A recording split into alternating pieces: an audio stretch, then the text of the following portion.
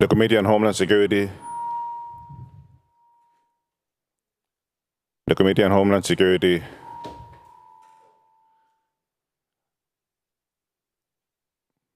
The Committee on Homeland.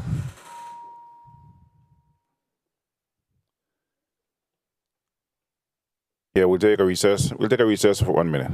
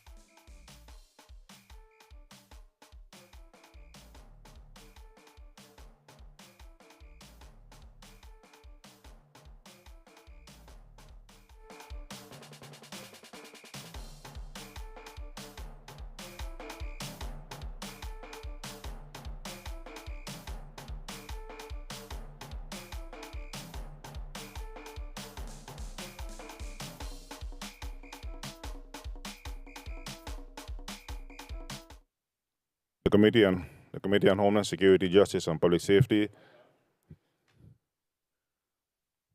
The committee. Hearing no volume, hearing no volume on the microphone. The Committee on Homeland Security, Justice, and Public Safety is hereby called to order. Good morning, good morning, good morning, good morning. Good morning to everyone within the sound of my voice. TGIF, thank God it's Friday. We are here at the closure of another beautiful week in this beautiful place that we call our home, the beautiful Virgin Islands. Today is Shore Legislature Staff Appreciation Day, and the winning employee is none other than the LeBron James of the legislature, Mr. Michael Benji Benjamin. So when you see him today, give him a hearty congrats. You can even offer to buy him lunch, but it has to be a vegan lunch because Benji ain't a meat eater anymore. Congrats, Benji. We just closed off our 70th anniversary of Carnival. Wow, imagine how time flies, eh? 70 carnivals have come and gone in what seemed to be the blink of an eye. Our time on earth as it relates to eternity is extremely short. Therefore, we should greet everyone that we meet with a warm greeting such as, good thing, something I learned from my good friend Irvin Brownie Brown. And may his soul continue to rest in eternal peace. I had the honor and privilege of coming up the streets playing snare drum with the world-class Indians as they closed out the parade in their cultural native Indian style. It was overcast and rainy for most of the day. However, the parade was one for the records. The Grand Marshal and the Carnival Queen for this year was none other than Mrs. Carmen Sibley, who was the first Carnival Queen. She gracefully and effortlessly, with such poise, glided through the post office square as she waved at onlookers. And believe it or not, she is a mere 89 years young. You see what living in a paradise does for you? Bathing in our crystal clear waters is like rejuvenating yourself in the fountain of youth. On another note, we are slowly approaching hurricane season, and Vatima reminds the public to be prepared, stay informed, and stay vigilant. Nowhere to go. If you are ordered to evacuate, know the local hurricane evacuation routes to take and have a plan for where you can stay. Communicate, talk with your family about what to do if a hurricane strikes. Include emergency plans for elderly and disabled family members. Put together a disaster supply kit. Your disaster supply kit should include a flashlight, batteries, cash, first aid supplies, medications, and copies of critical information if you need to evacuate. Take pictures of your most important documentation and email them to your secure email to ensure that you can access them. If you decide to stay in your home, plan for adequate supplies in case you lose power and water for several days and you're not able to leave due to flooding on blocked roads or waterways.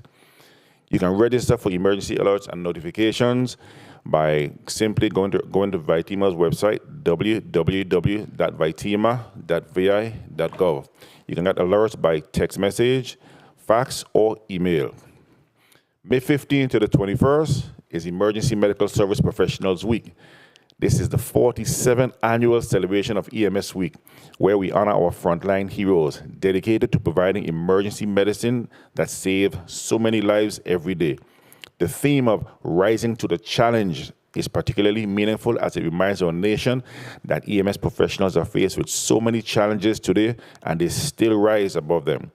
Through it all, EMS continues to respond, support, and care for the needs of our communities. The extraordinary environment in which they have operated during the past 2 years showcases their resilience, dedication, and readiness. The EMTs are the guardian angels who work with what is known as the golden hour to ensure that lives are saved. As once a person who is facing trauma is able to be stabilized and transported to the hospital, their chance of surviving greatly increases. First responders, thank you all for all that you do. We're also heading into National Nurses Week.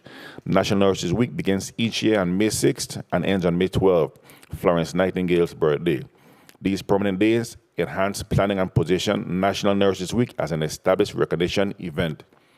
As of 1998, May 8 was designated as National Student Nurses Day to be celebrated annually, and as of 2003, National School Nurse Day is celebrated on the Wednesday within National Nurses Week each year. If you know a nurse or if you see a nurse, feel free to say thank you for all that you do for our community.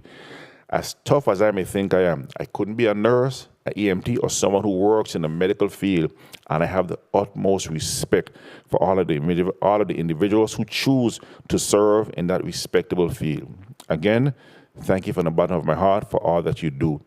My grandmother, Fidelia Francis, was a nurse, and my sister, Lauren Payne Harris, is also a nurse. My little sis walked in the footsteps of our loving grandmother, affectionately known as Mother. Teacher Appreciation Week is May 2nd to the 6th. We are saying thank you this week and throughout the year to the extraordinary educators who have worked tirelessly with students and families to keep things moving forward despite such unpredictable past years. Through it all, you stuck with our children while maintaining your own households. This you did without specialized training or special acknowledgments or even accolades. It is your love of teaching that has brought our children to the point where they are presently at. After all, who doesn't have a fond memory of a teacher who inspired you in some way? I'd like to also say congratulations to all of the 2022 graduates. Each of you have some excellent historical stories to share with your future grandchildren about the world, what the world was like during your secondary educational journey. You persevered and you made it because of caring teachers. Special congratulations goes out to my Chief of Staff on the graduation of her son, Rashawn Davis, from the St. Croix Educational Complex on May 18, 2022. A special notice, thanks for the chocolate cake, Chief. Good looking out, good looking out. National Police Week. National Police Week offers honor, remembrance, and peer support while allowing law enforcement survivors, and citizens together and pay homage to those who gave their lives in the line of duty. In 1962, President Kennedy proclaimed May 15 as National Peace Officers Memorial Day and the calendar week in which May 15 falls as National Police Week, established by a joint resolution of Congress in 1962. National Police Week pays special recognition to those law enforcement officers who have lost their lives in the line of duty for the safety and protection of others. God bless you all, 87s, 88s, and 42s. May the grace and protection of our Heavenly Father continue to guide and protect each one of you. 87s for life. I also had the honor and privilege to not only attend, but to offer a rendition of Wind Beneath My Wings for my personal friend and fellow musician, Sinclair De Silvia, better known as Wadabli, at his going home celebration at the Seventh-day Adventist Church. We met when I was 15 years of age, and we maintained our friendship over the years. Even though we played in rival bands and competed for Road March and Brass Drummer titles, we never let that competitive arena come between our friendship. Wadabli, your musical contributions will live on for many future generations to come. You truly were a musical genius. And last but definitely not least, Sunday, May 8th is Mother's Day. I know in my family circle, we celebrate Mother's Day every day. Right, Mamzeli? I actually know she's watching right now. For children, mothers are considered their most precious gift. And for mothers, their children are considered their most precious gift. Whether you call her mother, Mamzeli, mommy, or just plain mom, these are just some names for the woman in your life that raised you and loved you unconditionally forever and always. A mother endures the good, the bad, and the ugly from their children and always hands out hugs and kisses. They are the rock and support throughout the good and bad times in your life. A mommy will always hold you near and there while wiping away your tears. A mom will kiss your aussies when you get a bruise on your finger or your forehead and make you smile. A mother will try and take all your pain and sorrow away and make them hers. But what is it really like to be a mother? I mean, really, really, truly open your feelings and mind and state the truth. Is it all roses and sunshine? Is it okay to not be crafty or to lose your patience once in a while? Do you have to volunteer at the school every month? Or can you just lounge at your home and eat Oreos and drink milk on the couch during the school Halloween parties? So I'm here to tell you the truth about being a mom, and while I'm at it, what is a true mom? First off, a mom can come in all shapes and sizes. I say this because the list of mom is never ending. There is the biological mother, the foster mother, the stepmother, the single mother, the grandmother, and so much more. A mother is a caregiver, an unconditional love giver. The housekeeper, the cook, the baker, taxi driver, psychologist, doctor, and disciplinarian. They are the ones who bear the burden of everything good and bad as the days go on. They are the ones who might get left behind as they do so much, they don't get as much appreciation. Mother is the most selfless person in this world who starts loving her children even before they come into this world. Nothing, and I mean nothing, could be compared to a mother's love in this world, as it is the purest form of love. Mother is like an angel for her child, who always loves her child and supports him or her. Not only does God love like our mother, but we experience God's love in our mother's love. Mother is an image of God, an icon of God's presence, a window into God's mystery, and a tangible embrace of God's gentleness. And as such, we offer this presentation of a prayer for all mothers. God bless all mothers. Media.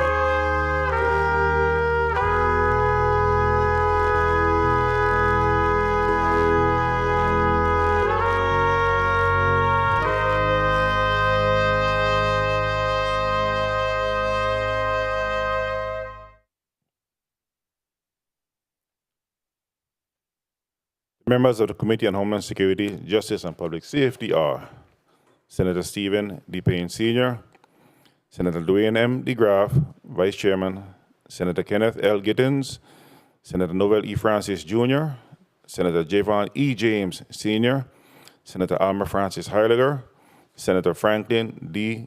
Johnson. Madam Clerk, roll call, please. Roll call. Senator Dwayne M. DeGraff. Here. Senator Dwayne M. DeGraff, present. Senator Noel E. Francis Jr. I'm here. Senator Noel E. Francis, present. Senator Alma Francis Heiliger.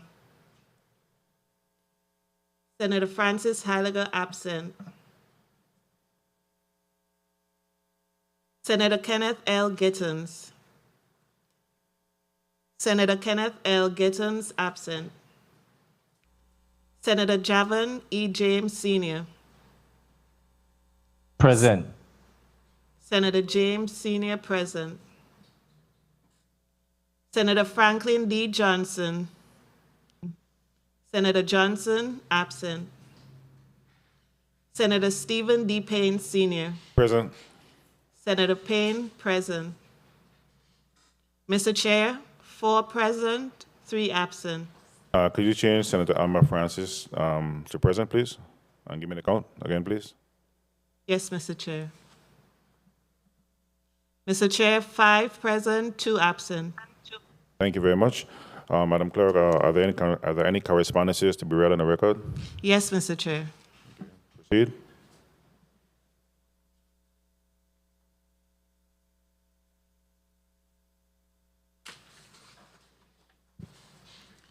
The Honorable Stephen D. Payne, Sr., Chairman, Committee on Homeland Security, Justice, and Public Safety, 34th Legislature of the Virgin Islands. Dear Mr. Chair, I will be late in attending today, Friday, May 6, 2022, Committee on Homeland Security, Justice, and Public Safety meeting scheduled to begin at 9 a.m. in the Earl B. Otley Legislative Hall on the island of St. Thomas. My sincere apologies for any inconvenience my delayed arrival may cause as I attend Dr. Eugene Doc Peterson funeral on the island of St. Croix. Sincerely, Franklin D. Johnson, Senator. The Honorable Stephen Payne, Sr., Chairman, Committee on Homeland Security, Justice, and Public Safety, Legislature of the Virgin Islands. Dear Senator Payne, please excuse my tardiness for today's Committee on Homeland Security, Justice, and Public Safety hearing. I will be attending the funeral service of my dear friend and beloved community activist and cultural bearer, Eugene Doc Peterson. I note the importance of the agenda items to be discussed in today's hearing and look forward to weighing in on the discussions upon my arrival. I thank you in advance for your understanding. Sincerely, Kenneth L. Gittens, Senator. Thank you very much, Madam Clerk. Please read the items on the agenda for today. For Block 1. Block 1. The Committee on Homeland Security, Justice, and Public Safety will consider Bill number 34-0211, an act amending Title 19 Virgin Islands Code, Part 6, Chapter 62, relating to noise pollution to augment its enforcement, sponsored by Senator Novell E. Francis, Jr. Invited testifiers, the Honorable Ray Martinez, Commissioner, Virgin Islands Police Department. The Honorable Richard Evangelista, Commissioner, Department of Licensing and Consumer Affairs. The Honorable Denise George, Esquire, Attorney General, Department of Justice. Alicia Udwani, President, VI Bar Association. Addison P. Christian, President, Frederiksted Economic Development Association. Austin Moorhead, Member, Christiansted Community Alliance. Shane Gaspard, President, St. Thomas St. John Chamber of Commerce. Akil Seja, President, St. Croix Chamber of Commerce. Ronald Russell, President, Autong Frederiksted. That concludes the reading of Block 1, Mr. Chair. Thank you very much, Madam Clerk. I can see in the chamber today we have in front of us the Commissioner, the Police Commissioner, Ray Martinez, and also Commissioner Evangelista from Licensing. I'm not sure who is here for St. Croix. Could you please put your names on the record, the individuals who are in St. Croix, starting from the left to the right? This is Eric Chancellor, Deputy Attorney General. Could you put your first name again, please? Sorry? Please repeat your first name. Eric Chancellor. Okay. Thank you very much. Good morning. Good morning, Melody Rains, Executive Board Member, FEDA, Frederiksted Economic Development. You're breaking up, so I'm not getting it quite clear. Try again, please. Melody Rains, Executive Board Member, Frederiksted Economic Development Association. Good morning, Ms. Rains. Next.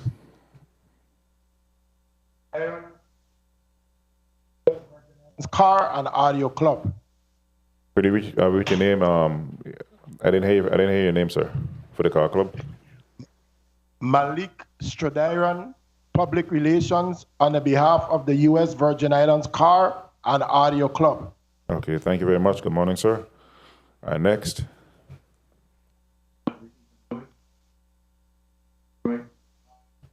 Club. Could you please repeat that? I didn't get nothing you said came out. Good morning. My name is Ricky John Lewis. I'm here on behalf of the St. Croix Car and Audio Club. Ricky John Lewis. Good morning, sir. That's it. That's everyone in St. Croix? We have some other individuals? Okay, go ahead. Yes, good morning. My name is Tremaine Morris, member of the Car and Car Audio Club. Tremaine Morris. Good morning, sir. Morning. Next. Morning. Kareem Paris, a member of the St. Croix Car and Audio Association. Could you set up one more time and slow down just a little bit so this reporter can hear you? Go ahead. My name is Kareem Paris, member of the St. Croix Car and Audio Club. Car and Audio Association. Okay, good morning, Mr. Paris. Okay, we have another individual. Go ahead, sir.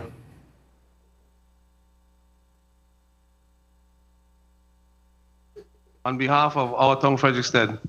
Okay, could you repeat your name? We didn't get your name, sir. Ronald Russell, on behalf of our town, Frederiksted. Oh, good morning, Senator Russell. How are you? Fine, thank you. Does that conclude everyone in St. Croix?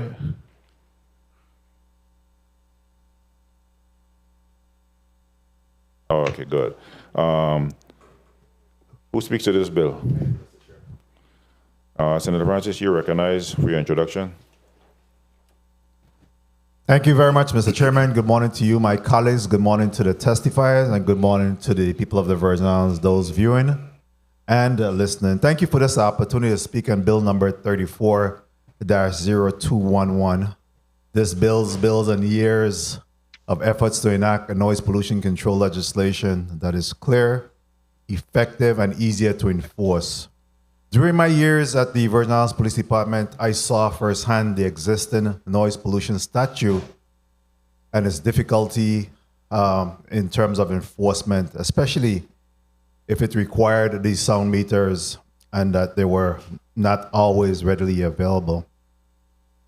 We had to endure complaints after complaints that came in from citizens throughout the Virgin Islands in regards to the noise pollution. As a matter of fact, my previous colleagues attempted to move legislation in respect to trying to address that again met some concerns in terms of constitutionality, in terms of enforcement. I have a slide presentation, media, if you'll run it while I speak. Slide number 2.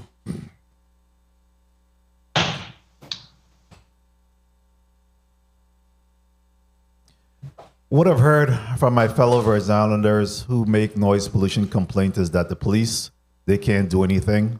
That they say that the police usually come and give a verbal warning, which has little lasting impact because as soon as they leave, there's a tendency for individuals to turn the music back up, or in fact, sometimes in the situation with loud moving vehicles, that in fact the vehicle is long gone by the time the police officers respond to those situations. Enforcement is clearly missing piece in this issue, and my objective is to, in offering bill number 34-022, is simple. To make noise pollution statute easier to enforce and provide fair and reasonable guidelines that allow everyone to enjoy their quality of life. And of course, this is a quality of life issue. What is noise? If you ask 10 individuals what is noise, you get 10 different answers. Bill 34-0211 offers a better definition of noise than what is existing in our statute. Noise is the sound that is created or controlled by human activity from one or more sources that is heard by an individual. ultimately, it is a sound that an individual does not wish to hear.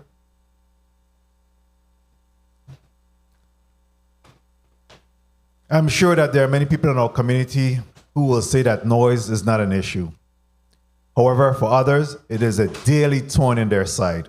It affects their lives, their ability to enjoy their homes, and even to get a good night's sleep. I've worked along with our stakeholders and partners on previous and provisions to ensure that Bill 34-0211 does not negatively impact our economy or social activity, because everyone should enjoy their quality of life. Bill 34-0211 updates the definition and adds a clearer language that supports better enforcement. It establishes realistic decibel levels. Right now, the noise enforcement is the sole responsibility of the Virgin Islands Police Department. We have added the Department of Licensing and Consumer Affairs, as well as the Department of Health, to the agencies that could investigate violations and support social and economic activity. This bill reflects data collected through actual field testing. Various car clubs, which some of them are here with us today, joined us in October as we test the proposed standards, and we also visited a club in the Christchester town in terms of our testing of the music and the decibel levels. What we have learned is that what looked good on paper was not always practical for real life. Bill 34-0211 is a community-centered initiative, reflects input from agencies and the community to actually address their concerns. We didn't just talk the talk. We went out and met with the car clubs. We met with the business owners. We've just been around since the 34th legislature, but this time around, we went out, met with all of the stakeholders. We had the Virgin Islands Police Department there, licensing. We had the clubs, as I mentioned, and actually did real-life testing, and give the car clubs and association an opportunity to weigh in on this particular measure. What is clear also is that as we hosted a number of town halls that was done by the Department of Licensing and Consumer Affairs under the leadership of Commissioner Evangelista, is that each of the island had their own unique circumstances when it comes to noise. We can't write legislation that speaks to every situation, but through rules and regulation, we can recognize and hopefully remedy the island-specific concerns. I want to thank the testifiers for their hard work and also for their commitment in getting this legislation right. And I look forward to my colleagues' support on this very, very important measure. I know that, like me, a lot of you have received calls from the citizens in regards to noise pollution and what is being done in terms of enforcement of this issue. And today we have an opportunity to certainly do that and weigh in on this measure. I also want to thank the Legal Counsel's Office and my staff for putting this measure together and working collectively to move this legislation forward. I ask for my colleagues' support, and we will hear from the testifiers, and at the appropriate time, I hope my colleagues will ask the necessary questions so that they can make an informed decision at the conclusion of this hearing today. Thank you very much, Mr. Chairman, for the time and opportunity. Thank you, Senator Francis, for your passionate introduction of Bill number 34. That's 0211. Right now, we're going to go to the testifiers. Commissioner Evangelista, you may proceed with your testimony, sir. Thank you. Good day, Honorable Senator Stephen D. Payne Sr., Committee Chair on Homeland Security, Justice, and Public Safety, 34th Legislature of the Virgin Islands, committee senators present, non-committee senators present, and the listening and viewing audience. My name is Richard Tomas Evangelista, Commissioner for the Department of Licensing and Consumer Affairs, hereinafter referred to as DLCA. Today, I am accompanied by Attorney Geraldine Vaval, DLCA's General Counsel, Director of Licensing Division Horace Graham Jr., and Director of Enforcement Wilbur Francis, who are appearing virtually, Senator Payne, via Microsoft Teams. So if you can kindly ensure that they're actually logged in while I do my presentation.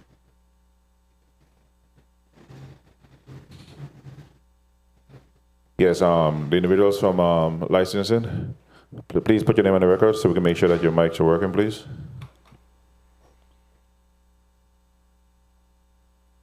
Good morning, Geraldine Vaval, General Counsel, DCLA, DLCA, sorry. Yes, good morning, ma'am. How are you? Horace Graham, Director, Division of Licensing, Department of Licensing and Consumer Affairs. Good morning, sir. Hearing you all loud and clear. That's it, sir? Anyone else? Director of Enforcement. Director of Enforcement.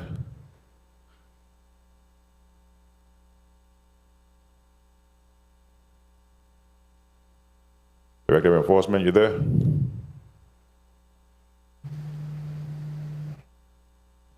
He may be having technical issues. I'll go ahead and proceed. Go ahead and proceed, and if you finish, we'll make sure that he's on.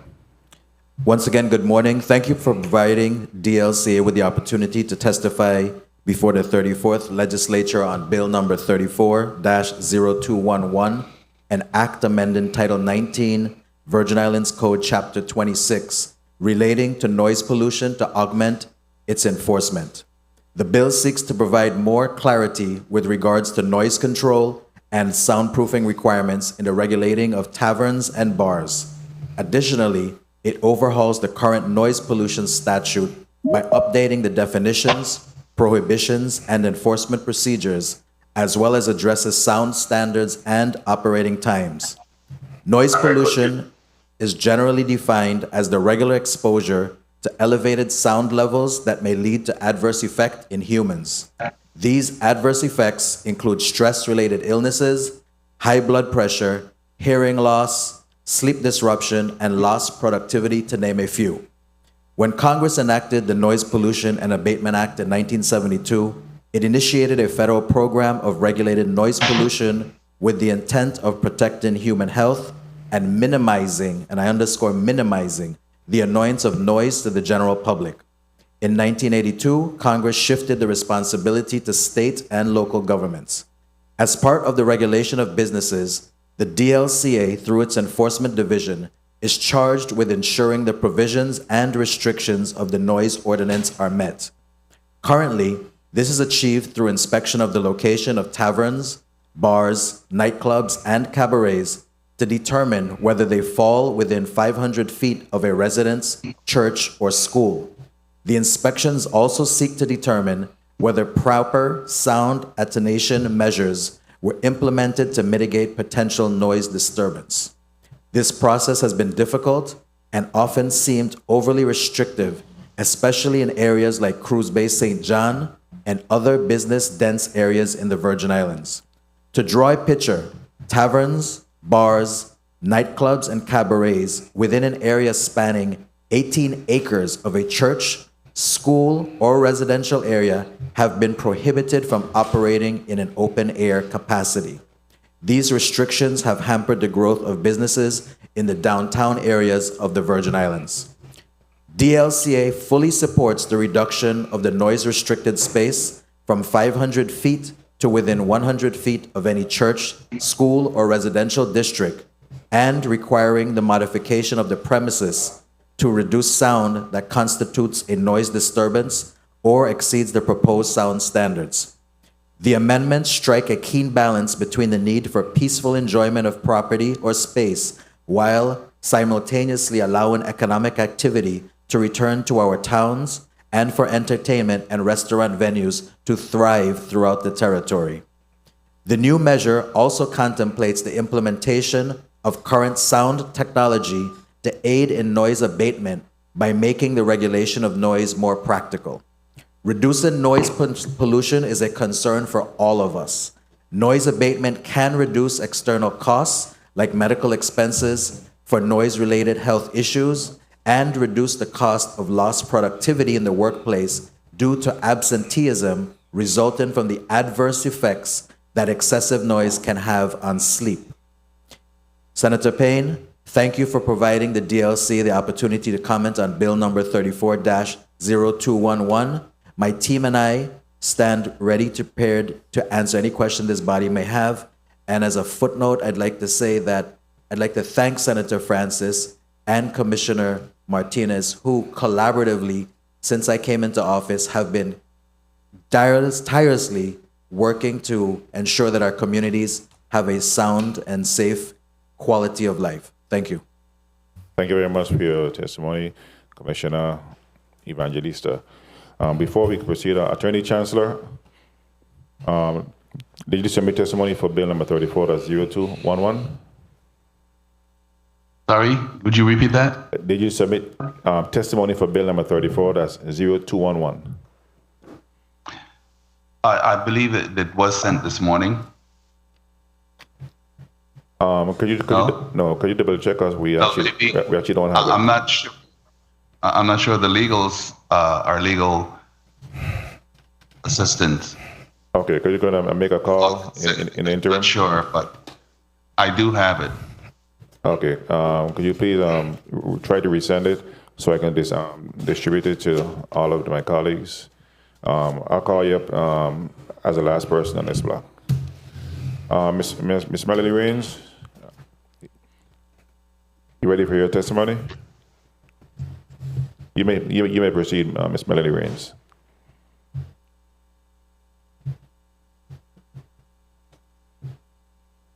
Morning, Chairperson, Senator Stephen D. Payne, other honorable senators, staff, and those listening through various mediums. My name is Melody Rames, and I am a member of the Executive Board of the Frederiksted Economic Development Association.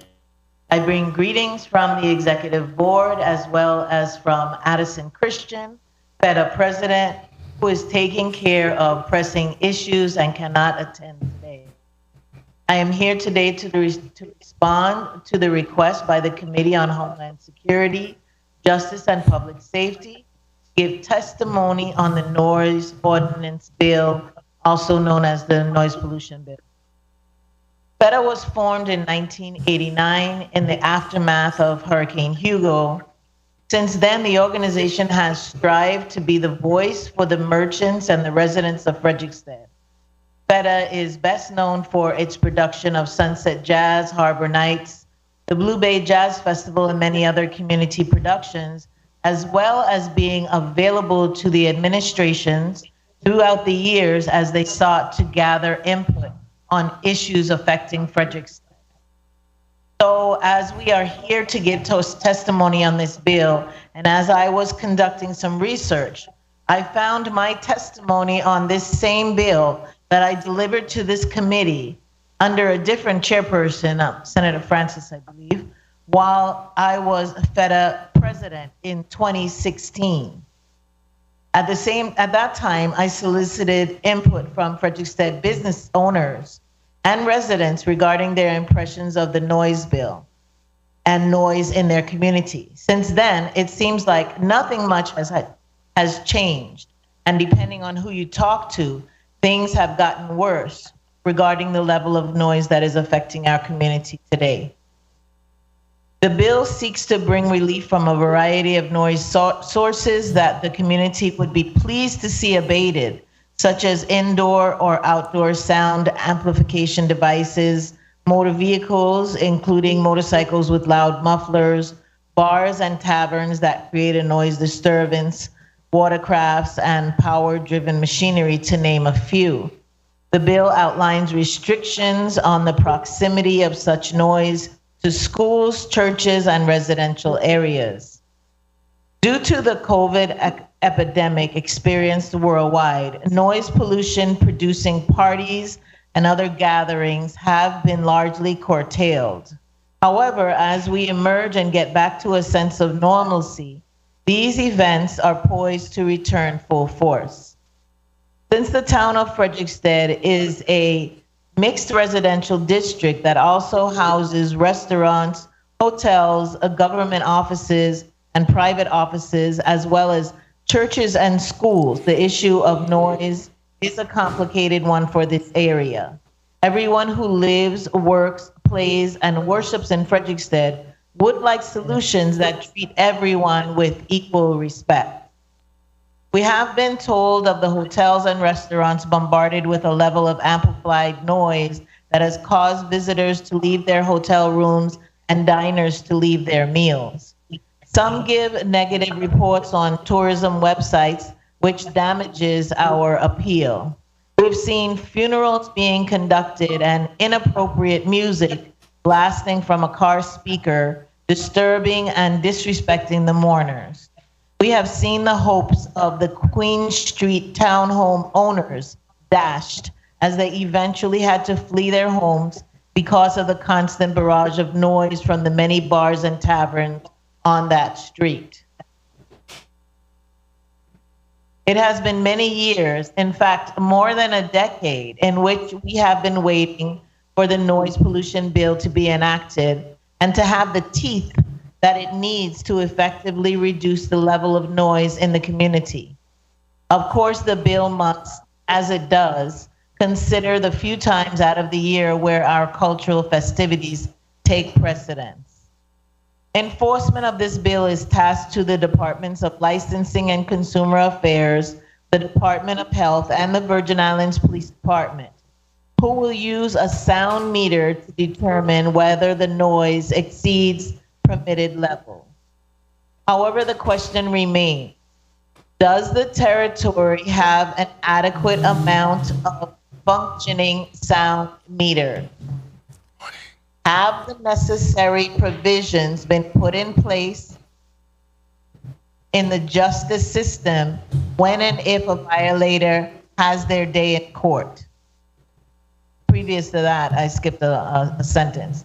Are the agencies trained on the operation and application of the sound meters? Have the necessary provisions been put in place in the justice system when and if a violator has their day in court? Based on the merits of the court case, will the court justices impose a fine on the offender, or will the courts deem the law unenforceable? In conclusion, esteemed senators, quality of life is a precious commodity that must be protected. Entertainment and social gatherings are an important part of life. Going through 2 years of COVID restriction has shown us that this cannot be taken for granted. At the same time, it's necessary to strike a balance and respect everyone's pursuit of happiness. I welcome any comments or questions, and thank you very much for your time. Thank you very much for your testimony, Ms. Rames. At this point, we'll go to Senator Ronald Russell for your testimony. You may place your testimony on the record at this time. Thank you, and good morning to everyone here, and good morning to all your esteemed senators. I am Ronald Russell, the Chairman and Executive Director of Our Town Frederiksted, Inc. I first want to commend you, Senator Payne, for bringing this measure forward, and Senator Norville Francis for sponsoring it. It is a time that has really come. My letter is addressed to Senator Francis initially because that's who we got the bill, but it should be addressed to you, Honorable Chairman of the committee. And the testimony reads as follows. Our Town Frederiksted, Inc. wholeheartedly supports Bill number 24.0211 that seeks to overhaul the noise pollution statute by updating the definitions, prohibitions, and enforcement procedures. This bill is a significant and appropriate modification to the Virgin Islands noise statute. Technology through scientific advances continue to improve human access to loud and disturbing sounds. As technology expands access to loud sound, protective laws need modification. We commend and congratulate the sponsor and all of the senators who support this very important measure. We offer some suggestions. The rules and regulations proposed should include nonprofit groups and organizations that could contribute in drafting rules and regulations. There should be penalties for using vehicles that disturb peace. Maybe after 2 violations, the perpetrator should have their license revoked for a period. consider creating a watchdog group that can aid the police department in enforcement. And last, that watchdog group, the police should be adequately funded to be trained with authority to purchase and use decibel monitoring devices for the safety and well-being of all individuals residing. Mr. Chairman. Thank you, Senator Russell, for your testimony. At this time, we're going to go to Commissioner, we go to Mr. Malik Shadiran to place your testimony record. Good morning, sir. You may proceed.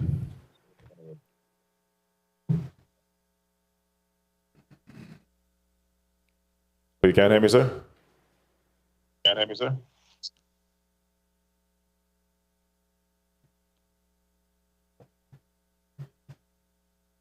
Morning, Mr. Shadiran. Can you hear me at this time? Okay, in the interim, Commissioner Martinez, since you're here, we're going to go ahead and let you place your testimony on record at this time. Good morning, sir. Good morning, Honorable Stephen D. Payne, Sr., Chairman of the Committee on Homeland Security, Justice, and Public Safety, committee members, members of the 34th Legislature, legislative staff, fellow testifiers, and to the listening and viewing audience. I am Ray A. Martinez, Police Commissioner, Virgin Islands Police Department. Thank you for providing me the opportunity to testify on Bill number 340211, an act amending Title 19 Virgin Islands Code, Part 6, Chapter 62, augmenting the enforcement of the noise pollution statute by amending sections 2041, 2042, 2042A, 2043, 2044, 2046, and 2047. Along with me this morning, I have Assistant Police Commissioner Mario Brooks. Noise pollution refers to excessive amounts of noise that interfere with the natural biorhythms of everyday life. Noise pollution can also come from sounds that are not necessarily overly loud, but which are particularly annoying or troublesome in nature. Research sources indicate noise is a pervasive disturbance to our environment that is escalating so rapidly in modern society that it has become one of the major threats to our quality of life. It is not solely a source of frustration, but an environmental threat. Here in the territory, we have incessant revving of car and motorcycle engines that negatively impacts us all. Excessively raucous music emitted from vehicles, or loud music emanating from business establishments. On a monthly basis, officers respond to dozens of noise-related nuisance calls for service. Most of these calls surround the downtown business districts where bars and taverns are near downtown residences. VIPD responds to these calls and simply asks businesses to lower the music volume. The VIPD Training Academy has distributed roll call training regarding the statute, and we are awaiting the passage of an amendment to develop and implement a policy. Enforcement of the statute, however, has been non-existent, as the handful of noise metering devices on hand are outdated. Recognizing the gravity of the situation, several months ago, DLCA Commissioner Richard Evangelista and I began talks regarding joint initiatives to abate this issue. We recognize the need for an anti-noise patrol as a stopgap until policies, equipment, initiatives can be put in place. We have utilized our COVID-19 task force to respond to and conduct inspections of businesses. These inspections have led to the issuance of recommendations as well as citations.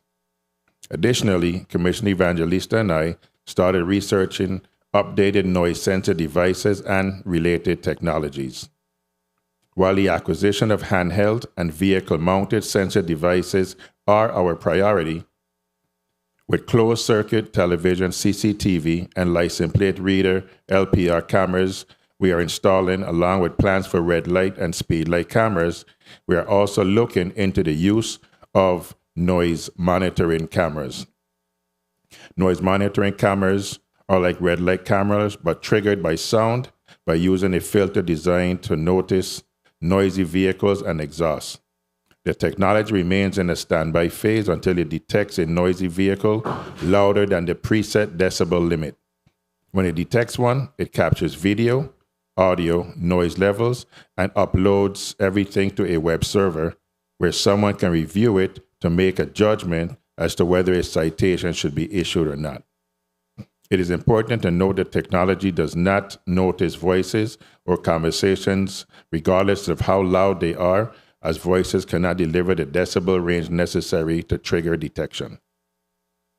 VIPD fully supports the amendments contained in this bill. We ask, however, that the following be considered.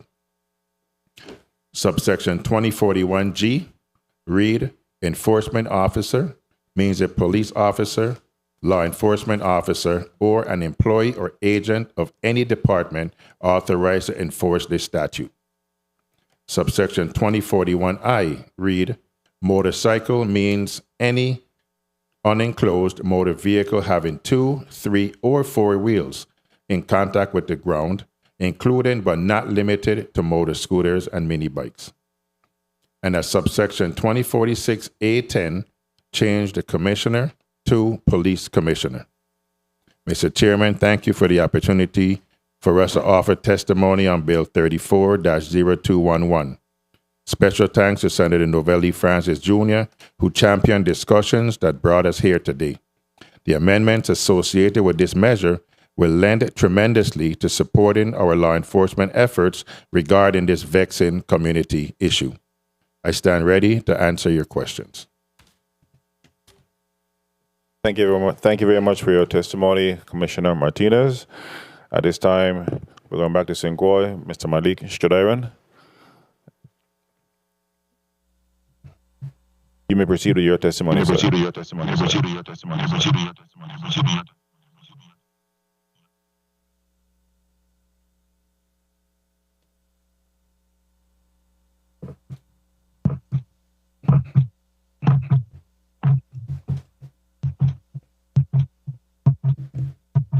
Morning, Mr. Shadiran. Can you hear me in St. Croix? No? Okay. Okay, what we'll do, we'll have the clerk or Ms. Bird. You'd like to read Malik's testimony into the record? I can do that. You have it? Yes, I have. Okay. Ms. Bird, you're recognized to read Malik's Shadiran's testimony into the record. She's also a car sound enthusiast from the St. Thomas Indian District. She's won many competitions with her vehicle. Go ahead, Ms. Bird, you are recognized. Okay. Good morning. My name is Christina Burt. I'm reading Mr. Shadiran's testimony, and I'm also representing the Loud and Proud crew. That's my personal audio club here in St. Thomas. Good day. St. Croix can't hear. Teams. You could hear me now? There's no sounds on the St. Croix Teams. I can't hear. Okay. The committee will take a recess for 2 minutes to correct the audio situations.